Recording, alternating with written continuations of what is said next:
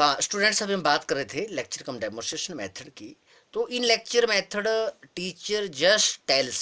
Lecture method में क्या होता है, केवल अध्यापक बताता है, ठीक है ना। ये केवल एक वर्बल पॉइंट ऑफ व्यू से बच्चों को टीच करने की कोशिश करता है। But in demonstration method teacher show, ठीक ना। तो अध्यापक क्या करता है, एक प्रदर्शन करता है। शो का मतलब एक प्रदर्शन करता है, एक ऐसी एक्टिविटी करता है and illustrate certain fundamental phenomena, और कई ऐसी जो मौलिक घटनाएं हैं उनका उदाहरण देख के try to understand and try to teach the students. प्रत्येक प्रकार की, कई प्रकार की जो ऐसी घटनाएं होती है उनके उदाहरण देकर जो है बच्चों को टीच करता है, ठीक है।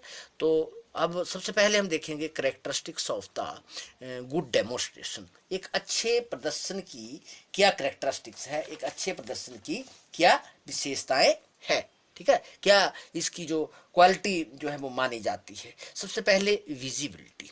विजिबिलिटी का मतलब होता है दृष्टता, यानी कि विजिबल फॉर्म।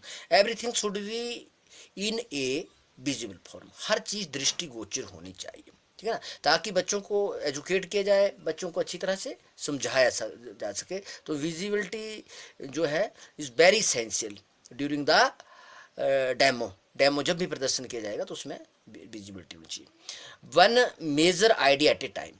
एक समय में केवल एक ही प्रमुख विचार के ऊपर जो है मंथन किया जाए, एक ही विचार को बच्चों को समझाया जाए। एक पॉइंट को, जो मेजर पॉइंट है, it should be clear accordingly, ठीक है ना। उसके पीछे there should be no deficiency behind it. इसके पीछे कोई डेफिशिएंसी नहीं होनी चाहिए या नहीं रहनी चाहिए, डेफिशिएंसी, कमी नहीं रहनी चाहिए।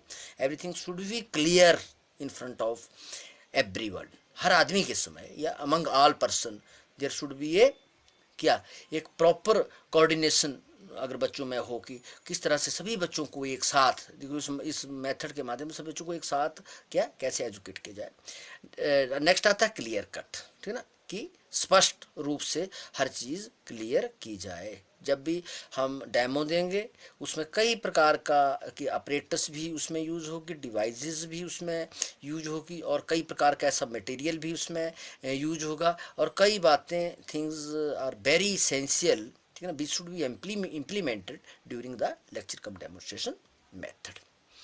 नेक्स्ट पॉइंट बच्चों आता है कन्विंसिंग, ठीक है, कि समझाना, ठीक है ना। हमें एक बड़े ठोस तरीके से, बड़े सॉलिड पॉइंट ऑफ व्यू से बच्चों को कन्विंस किया जाए, उनको पूरी तरह से मेंटली प्रिपेयर किया जाए और उनको समझाया जा सके। नेक्स्ट आता है रिहर्सल। इस कार्य के लिए रिहर्सल होना सबसे ज़्यादा जरूरी है, क्योंकि कई इस प्रकार की, जैसे हम डेमो करेंगे, प्रदर्शन करेंगे, किसी प्रकार की एक्टिविटी को परफॉर्म करने की कोशिश करेंगे, तो उसके लिए जो इंडिविजुअल है शुड बी वेल प्रिपेयर्ड, ठीक है ना, ताकि वो अच्छी तरह से समझा सके। नेक्स्ट पॉइंट स्टूडेंट्स आता है हमारा supplemented with other teaching add. Supplemented का मतलब क्या होता है, सप्लीमेंट्री वर्ड होता है remaining part of any material, या रिमेनिंग बचा हुआ जो चीज़ होती है, विद अदर टीचिंग एड, उसको दूसरी जो हमारी शिक्षण जो सामग्री है उसके माध्यम से पूरा किया जाए। Some things are like that. कुछ ऐसी चीज़ें होती है जिनको हम एक माध्यम से उनको पूरा नहीं कर सकते, उनके लिए हमें किसी चीज़ का सहारा लेना पड़ता है। जैसे हम करें कि सप्लीमेंटेड, जो सप्लीमेंट्री पार्ट है, जो बचा हुआ कुछ भाग होता है, या कुछ ऐसी चीज़ें होती है जिनको हम टीचिंग एड के माध्यम से बड़ी अच्छी तरह से सिखा सकते हैं, जिन चीज़ों को हम बहुत सारे विवरण के बाद नहीं बच्चों को सिखा सकते हैं, उनको हम एक पिक्चर के माध्यम से या एक किसी प्रकार का मॉडल दिखा के, ठीक है ना, किसी प्रकार का किसी चीज़ का, जिससे मॉडल क्या होता है, models are the reflection of the real object, ठीक है ना, वो रियल ऑब्जेक्ट की एक रिफ्लेक्शन होती है।